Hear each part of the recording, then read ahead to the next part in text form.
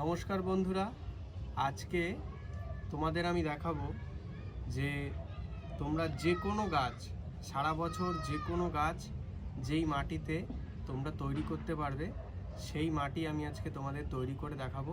যেই মাটিতে গোলাপ গাছ, বেগুন গাছ, যে কোনো শাক সবজি ফুল ফল যে কোনো গাছে আপনারা কিন্তু এই মাটিটি ব্যবহার করতে পারবে। মাটি নিতে হবে আমাদের 1:1 রেশিওতে। তাহলে আমরা এখানে 1 টব মাটি নিয়ে নিয়েছি আর এখানে নিয়ে নিয়েছি 1 টব গোবর সার।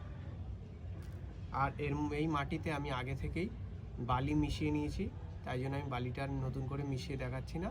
কিন্তু আপনারা যতটা পরিমাণ মাটি নেবেন ততটা পরিমাণই বালি নেবেন আর ততটা পরিমাণই আপনারা গোবর সার ইউজ করবেন। মাটির মধ্যে আমি গোবর সারটা মিশাবো, গোবর সারটা দিয়ে দিচ্ছি। গোবর সার দিয়ে নিয়েছি। এবার মাটিতে যেটা খুব কাজ করে সেটা হচ্ছে সিঙ্গেল সুপার ফসফেট। এটা মাটিতে কিন্তু দিতেই হবে।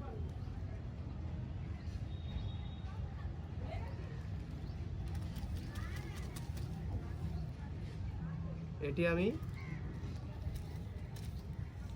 5 থেকে 7 গ্রাম মতো দিয়ে নিলাম। আর দেব সর্ষের খোলের গুঁড়ো।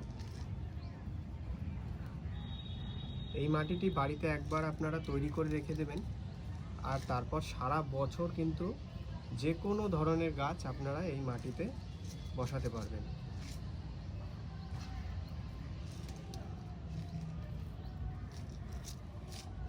পঞ্চাশ গ্রাম মতো দিয়ে নিলাম। এর খোসার গুঁড়ো আর চা পাতা এটা মিক্স করে নিলাম। আর দিয়ে নেব 1 মুঠো নিম খোল। এই নিম খোলে আপনাদের গাছে পোকার হাত থেকে আপনাদের এই নিম খোলটি বাঁচাবে। গাছে ফাঙ্গাস জনিত সব ধরনের রোগ থেকে আপনার এই নিম খোলটি খুব কাজের। আর দিয়ে নেবেন একটুখানি শিং চাচা।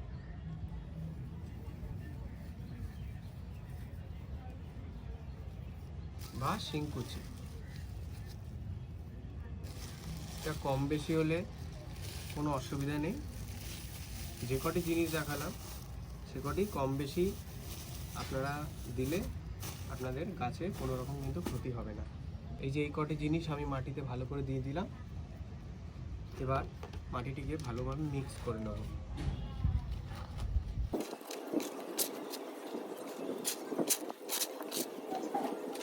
মাটিটি আমি ভালো করে মিক্স করে নিয়েছি। এবার এই মাটিটি সম্পূর্ণ রকমের তৈরি। শুধু এই মাটিটি আপনারা 7 দিন বস্তায় ভরে আপনারা রেখে দেবেন।